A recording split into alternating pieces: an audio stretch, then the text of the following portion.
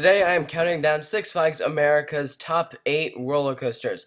Now, as of 2015, the park claims that they'll be receiving their 10th coaster when they add Bourbon Street Fireball, which is a Larson Superloop and is not actually a roller coaster. And then their 9th coaster is just a kiddie coaster. So for the sake of time, and because no one cares about Superloops or kiddie coasters, this video is for the top 8. So let's get started. Number 8 is the Mind Eraser, the roughest coaster around. Literally, this coaster will erase your mind. This is easily one of the worst roller coasters I've ever ridden. It's a Vekoma SLC and it's unbearably rough, no matter what seat you're sitting in. There's not really a whole lot of pros about this coaster. This is one of those coasters that you ride once and then don't ride again. Next up is the Ragin Cajun, the park's newest coaster. This was originally over at Six Flags Great America, and it doesn't have a very original layout. There's several of these coasters around. However, it's a very good fit for the park. It gives the visitors a roller coaster that everyone in the family can ride. Not to mention that's the only spinning coaster around. Number 6 is the stand-up coaster Apocalypse, also brought over from Six Flags Great America. This is a pretty good stand-up coaster. The reason it's not getting higher is because it's a stand-up coaster. No one wants to stand up on a coaster, but for a stand-up coaster, it's pretty good. It has some nice theming, I like the color scheme, and it's pretty smooth.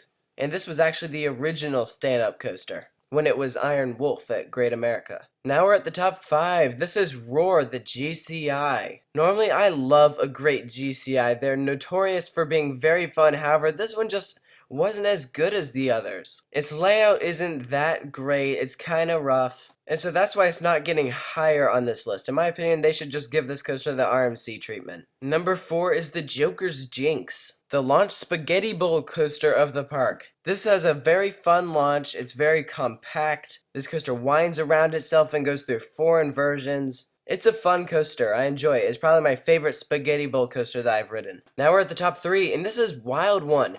In my opinion, this is the underdog coaster of the park. It's kind of overlooked as the classic out and back Woody, however it's very fun. It has some nice airtime, it's not too rough, and it travels across the width of the park. Everyone loves a classic wooden coaster, and this ride shows that a coaster doesn't have to be brand new to be great. Number 2 is the Batwing, and this coaster will receive a lot of crap for being not that great, a poor flying coaster, and I personally don't agree with them. I found this to be a very fun coaster. Yes, it's not as good as the B&M flying coasters, however, it's still very fun. I enjoyed this coaster. I liked its inversions and it has a good layout. The only problem with this coaster is that it tends to break down a lot. And the number 1 coaster of the park is the largest Superman Ride of Steel. Many people don't like this coaster because it has lots of straight sections and it's just a very weird Intamin coaster. I found it to be very fun. I liked the straight sections. I like that this coaster is weird. It provides some very good airtime, and it's a pretty smooth coaster. It picks up some high speeds too. This coaster provides non-stop action going through several airtime hills, helixes, more airtime hills, and then slams you to a stop. It's very fun, it's very re-rideable, and if you're at the park, I highly recommend riding it. Definitely, without a doubt, the best coaster in the park. Thank you for watching. Hope you enjoyed the video. Post your comments below about your thoughts on this video, and do me a favor, make sure to give this video a big old thumbs up. If you'd like to see more, then make sure to subscribe.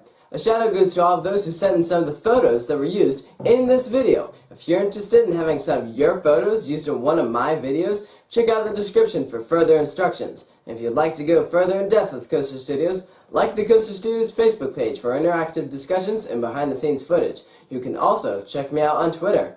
Until next time, Coaster fans, until next time.